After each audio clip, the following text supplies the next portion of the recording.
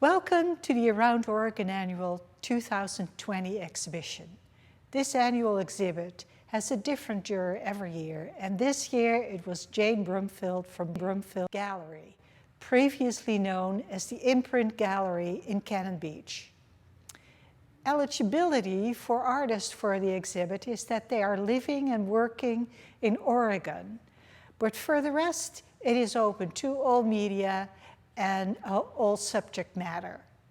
We ask just one juror to be able to get a true feel of their sensibility. The exhibit is open for the public. Walk-ins are welcome, Thursday through Saturday from noon to 5 p.m. I'd like to mention a few artworks in more detail. This is a work by Karen Clark, Log Wrought Landscape at Tyrone Creek. This work has a strong connection with the Art Center. The series that Ms. Clark is working on dates back to the exhibit at the Art Center, Rot, the Afterlife of Trees, from a couple of years ago. The art based on scientific research of the decomposition of wood.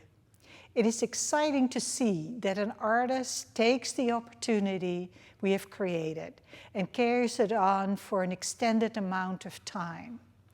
The technique of this work is encaustic, painting with pigmented wax. It's a very old technique that was brought back to the 20th century by Jasper Johns, and now is being used by many artists in different ways. It can give a surface that is very textured, with which Miss Clark enhanced with the applying of pieces of crochet that you can see here, as well as working with a small sharp tool to scratch out detailed lines.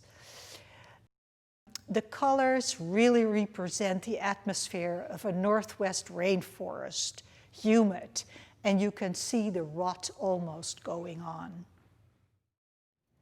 The next work is by Batskol, a watercolor called Boss Taurus. I'd like to point out this work because it's such a robust work in a technique that sometimes can become too sweet. Here, the subject matter and the use of large brush seem to prevent that, as well as the loose brush strokes. Then again, the coloring of the cattle is very interesting. The white makes sense, but it is interesting to see that there are pinks and blues and purples in there as well.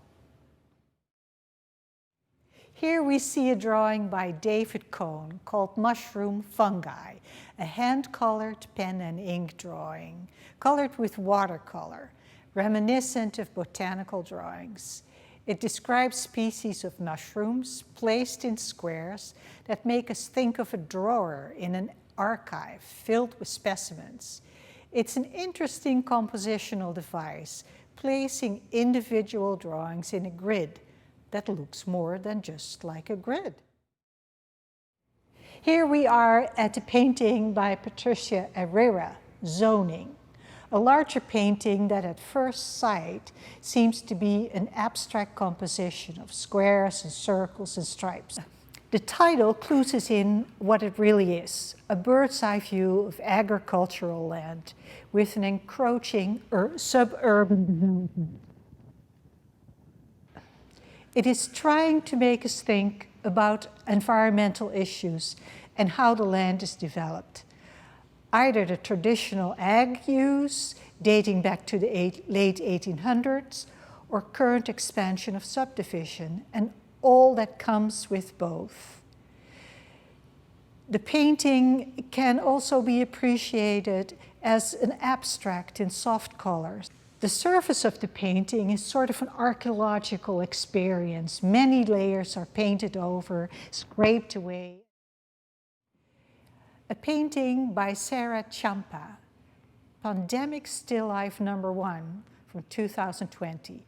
This is painted in a style that is hyper-realistic, dating back to Flemish and Dutch masters.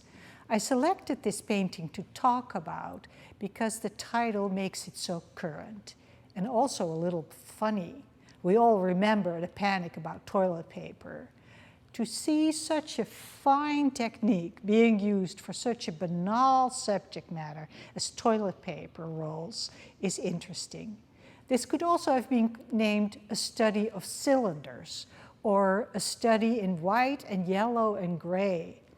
I see a connection with the still life painter Morandi from Italy, both in palette as in a choice of representing simple shapes. The final work we talk about is by Tammy Frame, White Magic Woman. It is one of 3 ceramic sculptures in the exhibit, all of them with realistic subject matter. This work lifts me up. The expression of the face is so full of joy. There's no reservation in the woman looking at us, although when you come closer, you will see it's a little bit of a grimace too. All the sculptures I mentioned are realistic, but this lady seems to stem from the artist's imagination. Her features are true to human nature, but her skin is light blue. Again, it makes me smile.